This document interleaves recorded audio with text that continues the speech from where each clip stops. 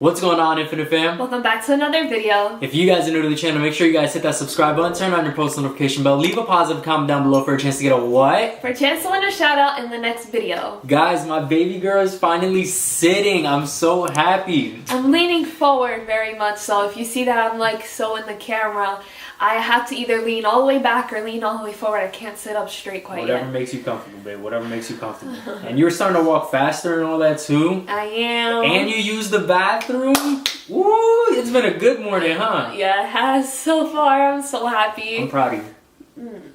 Thank I really you. am. Alright guys, so a lot of you guys have been asking us in our DMs, on the comments in the videos, are we able to have kids? Because you guys know that Janice had endometriosis surgery, but I'm going to let her break down everything as far as us having kids, how the surgery went, the whole 9 yards, because she actually did have a call with her doctor yesterday of him breaking down the surgery and basically saying what her future would look like and all the good details. So go ahead and tell them everything that the doctor said. So, endometriosis is a very tricky thing, and especially when it comes to being able to have children. That was always a big worry in my mind, but I never made it known that it was a big deal because I didn't want people to know how bad I was afraid that I would not be able to have a child with Isaiah. So when I heard and I found out that I had endometriosis and I couldn't have children, I was freaking out because I always said I never wanted to have kids as a joke because the children in my family are a lot to deal with, and I felt like everyone wanted me to be this perfect girl and she cannot have kids because Janice is perfect, and I just wanted to put on basically this face for my family and for everybody else that just saw me as Janice that can't have kids. Janice and I is always the baby, told her, guys, firstborn. I always told her, stop saying you don't want kids, stop saying you're never going to have kids, because I'm very big, and I tell her this all the time, I'm very big on what you say and put out into the universe, it's going to come back to you. So when she said constantly, I don't want to have kids, I'm never having kids, so on and so forth, and then she ends up getting the news that she has endometriosis and that she might not actually be able to have kids, she kind of took it like a slap in the face. You were like, damn. And then I gave her that look. I didn't say it, but I gave her that look like, I told you to stop doing that, stop saying that stuff. Things kind of took a turn, but I'll let you finish off what you were saying. Yes, so fast forward, I already have gotten surgery, and the chances of me having children were still very up in the air. They were very slim considering very slim. how far along you were. So I found out that I had stage 4 endometriosis, which is the worst kind. The worst it could possibly get. My doctor actually informed me that he wished that I would have went to him 2 to 3 years prior because that's how far out the surgery should have been done. And so that was a little scary. And prior to going into my surgery, I also spoke to my doctor and he said, listen, your particular case is very difficult. I might have to call some people in because of how, it's looking due to the MRI. Fast forward to my surgery, he said that the MRI didn't show everything that was going on in my ovaries. He said I had kissing ovaries. He said that it was also blocking off my colon completely. So at the last hour of my surgery, he actually had to call in a specialist to help me detach my colon completely and reattach it in a different way. And also, I wanted to have the surgery done closer to my house. And he told me, no, this is the best decision to go and do it in New York City because there's specialists there. Just trust me.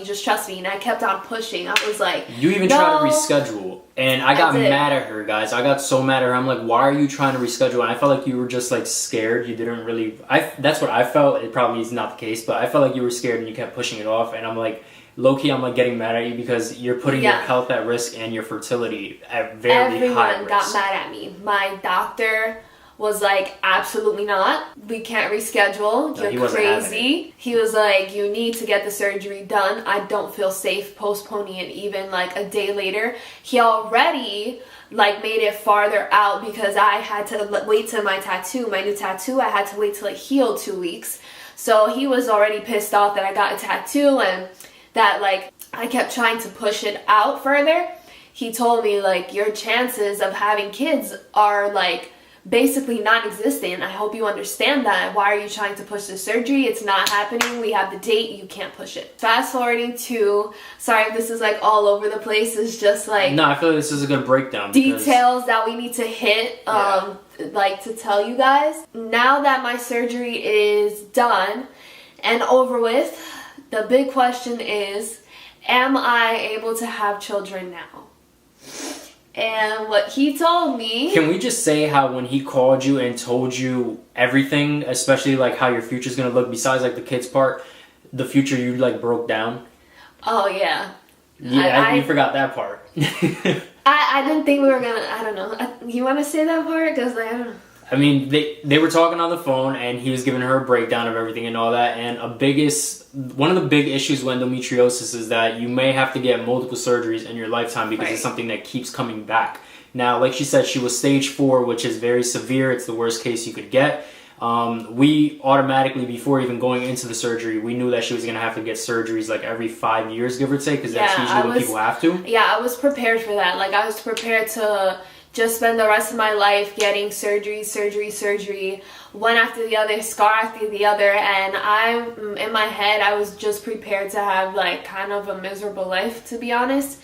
And I was like in that mindset, and I just wanted to push it off as far as I can, so that way, October is my favorite month of the year, because it's Halloween, it's our anniversary, and it's the best weather here in Jersey, and I just really wanted to take in like this last month of enjoyment and like just like have this to myself, because I knew that in my future I was just going to have multiple surgeries and I probably won't be able to have kids. I was thinking so negatively. I was thinking like maybe Isaiah like would be better off with somebody else because I'm infertile and I carry so much baggage with all my surgeries. And if we couldn't have a kid, in my head, low-key, I was preparing for that. Like after you got out of surgery, if he says we can't have kids, I was like mentally preparing myself for that, because you know, obviously I do want to have kids in the future, but if we can't, we can't. It is what it is. I can't blame you for that. I can't get mad at you for that or anything like that. But my solution to that was get more dogs. We were just going to get more dogs. We were going to get a big dog. I wanted to get a pit bull. You could have got your Rottweiler and then maybe another small dog for Blue to hang out with. Right, Nene? Little crazy boy. But yeah, so during the call, he broke down everything and was discussing her future and all that. And before the call, I told her, make a list of questions so you can ask him for things that you might be uncertain about. You know, like kids, future surgery, stuff like that. So the first question she asked him was, am I going to need more surgeries in the future? And his answer made her broke down and start crying. The answer to that question was, is she going to have more surgeries? He said, very unlikely, less than 10% chance. He said maybe even less than 5% chance.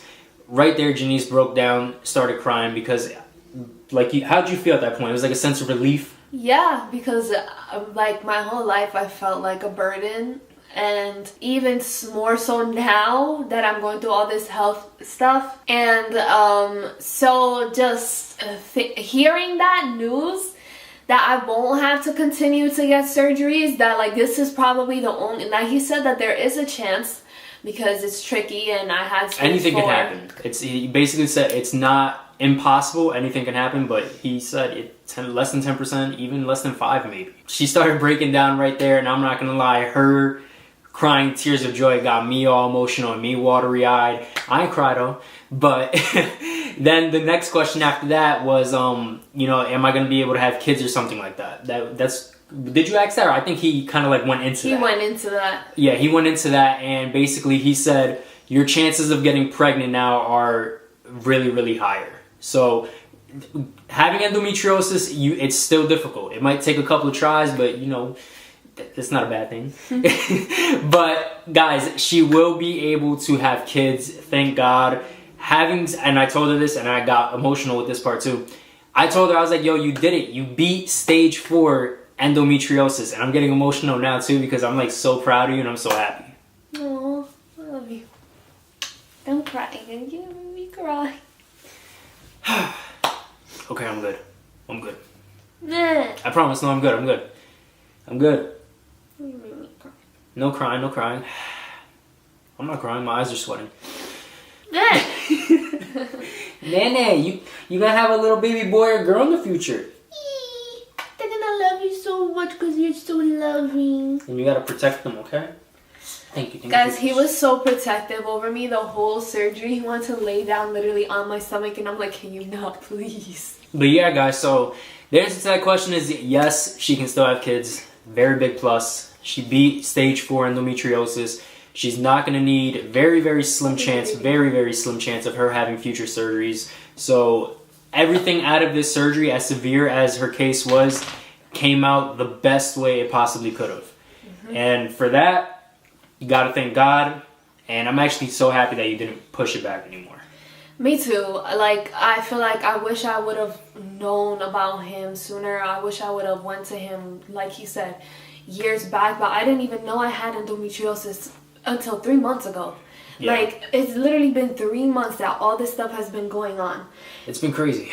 It's been very crazy. Stressful. And on top of like handling life stuff, like regular life stuff, and you know, it was a lot. And now I feel like I could finally be normal, live a normal pain-free life.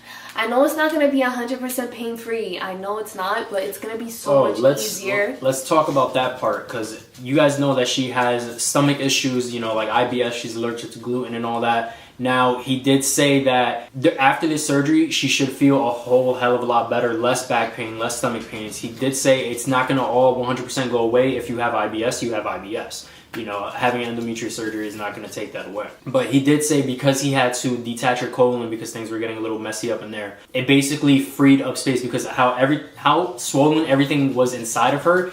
Basically, the food that needed to get out, it was like getting blocked from all the swelling. So it was causing like all that stomach pain because there was nowhere for the food to go. That's why the bloating was there.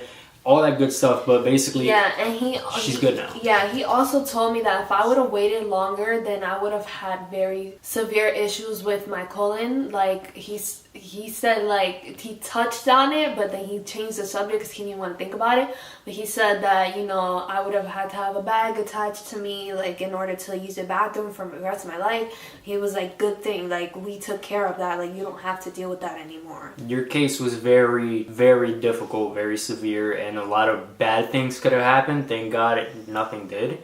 And the surgery went overall great. He was very confident about it, and overall everything just went great. There's nothing else to say, really. That is literally the end. No more endometriosis issues.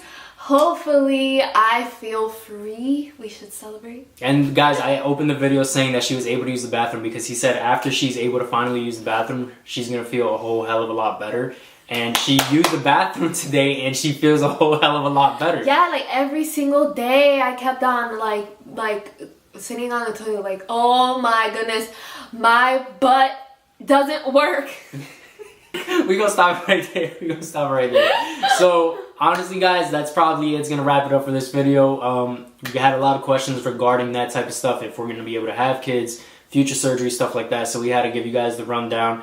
A lot of people didn't actually know what kind of surgery she had, so that's why we had to tell you guys endometriosis and all that. But yes, we covered that in the first video, the surgery day. It kind of shows, you know, the loyal ones versus the non-loyal ones. Stop. But anyway, that's gonna wrap it up here, guys. If you guys enjoyed the video and you guys are happy for the future, happy for Janice, make sure you guys smash that thumbs up button. Comment down below something positive. Again, your positive comments really helped us throughout this whole journey and this whole process. We love every single one of you guys, and it's time for today's post notification shout out. So today's post notification shout out goes out to Danny Flores. Thank you so much for your love and support. Isaiah and I love you. If you guys want a post notification shout out, all you guys gotta do is like, comment, share, and subscribe. We switched it around. Okay, we switched it around. I'm doing it. Like, comment, share, and subscribe. Make sure you guys turn on your post notification bell so you guys are always notified whenever we drop a live video. And with all that being said, see you guys in the next video.